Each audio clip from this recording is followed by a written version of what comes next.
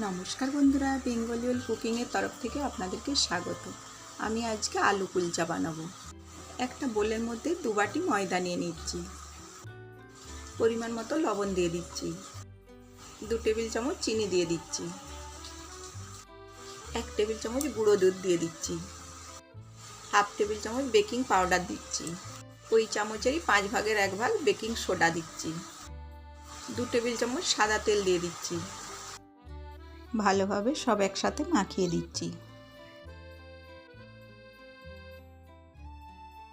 1/2 কাপের মতো টক দই দিয়ে দিচ্ছি। চামচে 4 টেবিল চামচ। টক দই দিয়ে মেখে নিচ্ছি। এবার হালকা গরম দুধ দিয়ে দিচ্ছি। আপনারা চাইলে পুরোটাই টক দই দিয়েই মেখে নিতে পারেন। মিনিট 10 ধরে ময়দাটা মেখে নিচ্ছি।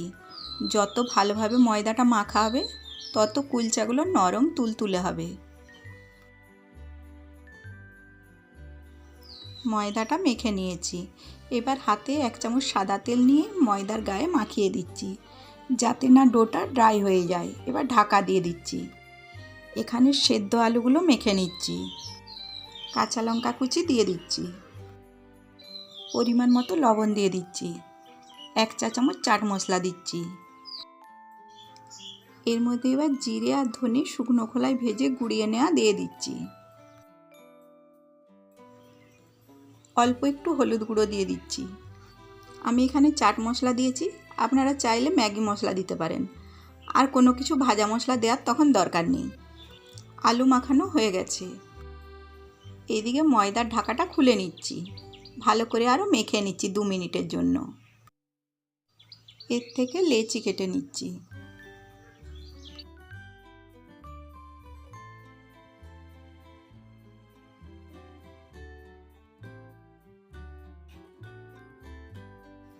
বেলার জন্য একটা লেচি নিয়ে সবগুলো ঢাকা দিয়ে রেখে দিচ্ছি। এবার পুরটা দেওয়ার জন্য চারিদিক থেকে গর্তর মতো করে দিচ্ছি। মধ্যেখানটা উঁচু রেখেছি। এখানে আলুর পুরটা দিয়ে দিচ্ছি। এবার চারিদিক থেকে টেনে মুড়ে দিচ্ছি।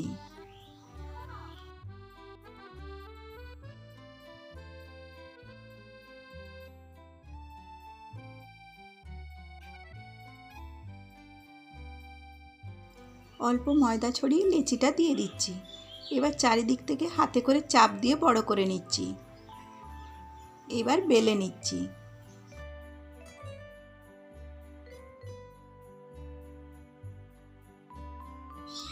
লম্বা করে বেলে নিয়েছি। এর উপরে এবার কালো জিরে দিয়ে দিচ্ছি। একবারে মিহি করে কুচিয়ে নেওয়া কারি পাতা দিয়ে দিচ্ছি। আমি এখানে কারি পাতা দিচ্ছি, আপনারা চাইলে ধনে পাতা কুচি দিতে পারেন। কারি পাতার সেন্টটা আমার ভালো লাগে, ওই জন্য দিয়েছি। এবার উপর থেকে হালকা হাতে বেলে নিচ্ছি। একটা রেডি হয়ে গেছে।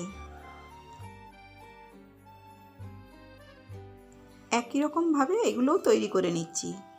এর মধ্যে আলুর পুরটা দিয়ে দিচ্ছি, চারিদিক থেকে টেনে মুড়ে দিচ্ছি।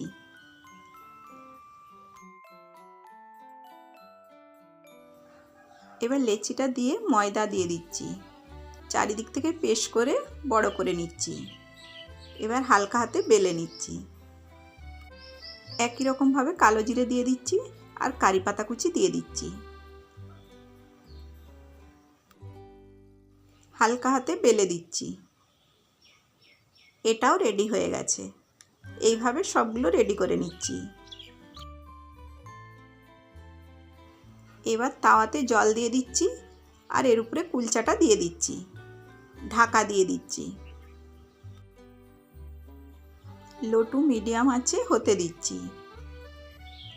আস্তে আস্তে সাইড থেকে ফুলে যাচ্ছে। কত সুন্দরভাবে চারিদিক থেকে ফুলে গেছে। এবার ঢাকাটা খুলে নিচ্ছি। এতটাই ফুলেছে যে ফুটো হয়ে গেছে। এবার উল্টে দিচ্ছি। এইবার সাদা তেল ব্রাশ করে দিচ্ছি। আমি এখানে সাদা তেল দিচ্ছি, আপনারা চাইলে ঘি বাটার দিতে পারেন।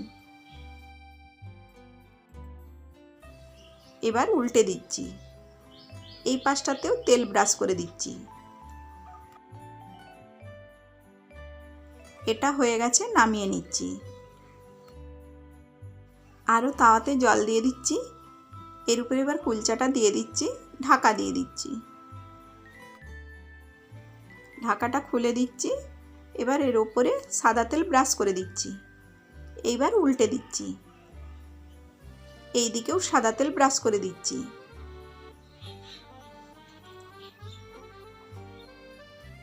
এটাও হয়ে গেছে, তুলে নিচ্ছি। একই রকমভাবে সবগুলো রেডি করে নিয়েছি। আর কতটা নরম হয়েছে দেখুন, একদম নরম তুলতুলে। আলু কুলচা রেডি হয়ে গেছে।